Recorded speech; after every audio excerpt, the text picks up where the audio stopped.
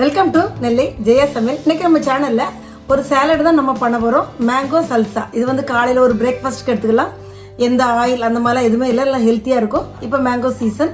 கண்டிப்பாக இந்த மாதிரி சல்சா செஞ்சு பசங்களுக்கு தாங்க. இது வந்து சிப்ஸோடையும் சாப்பிட்லாம், ஆர் நேச்சோஸ் இந்த மாதிரி வச்சு சாப்பிட்லாம், வெறுமனையும் வச்சு சாப்பிட்லாம். ரொம்ப ஈஸியாக பண்ணலாம். வாங்க அது எப்படி செய்கிறதுன்னு பார்க்கலாம்.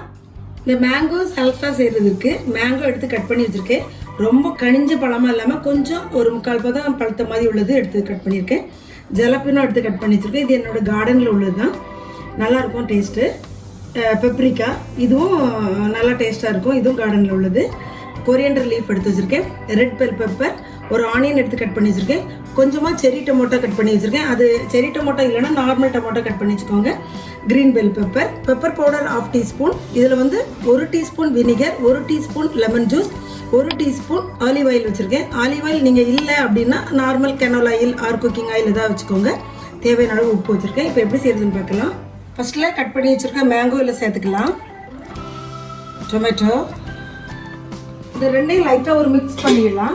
லைட்டாக ஒரு ஸ்பூனாலேயோ ஒரு இதாலேயோ லைட்டாக இந்த மாதிரி கொஞ்சம் நல்லா மேஷ் ஆகிற, லைட்டாக மேஷ் ஆகிற மாதிரி இந்த மாதிரி.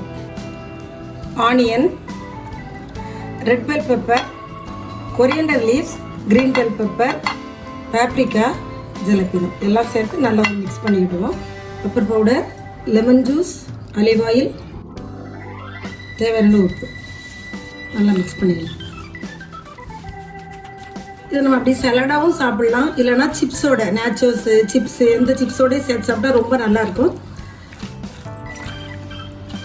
இன்னும் கூட உங்களுக்கு காரம் வேணும்னா சில்லி ஃப்ளேக்ஸ் நீங்கள் சேர்த்துக்கலாம்.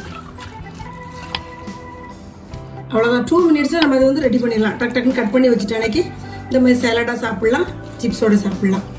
சுவையான மேங்கோ சேலட் ரெடி பண்ணிட்டோம். பாருங்கள், நேச்சர்ஸோடு வச்சு சாப்பிடுங்க, அவ்வளோ நல்லா டேஸ்ட்டாக இருக்கும். உங்களுக்கு எவ்வளோ மேங்கோ வேணாலும் நீங்கள் போட்டுக்கலாம்.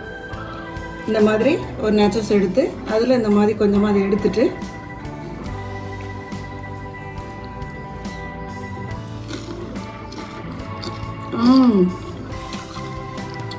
அவ்வளோ ஒரு டேஸ்ட்டாக இருக்குது. காலையில் பிரேக்ஃபாஸ்ட்டுக்கு இதை நம்ம சாப்பிட்டோம்னு வச்சுக்கோங்க, நல்லா ஃபில்லிங்காக இருக்கும். கண்டிப்பாக இதை ட்ரை பண்ணி பாருங்கள். வீடியோ பிடிச்சா லைக் பண்ணுங்கள், ஷேர் பண்ணுங்கள், சப்ஸ்கிரைப் பண்ணுங்கள். அடுத்து ஒரு வீடியோட உங்களை சந்திக்கிறேன். நன்றி தான் உங்கள் ஜெயா ஜஸ்டின்.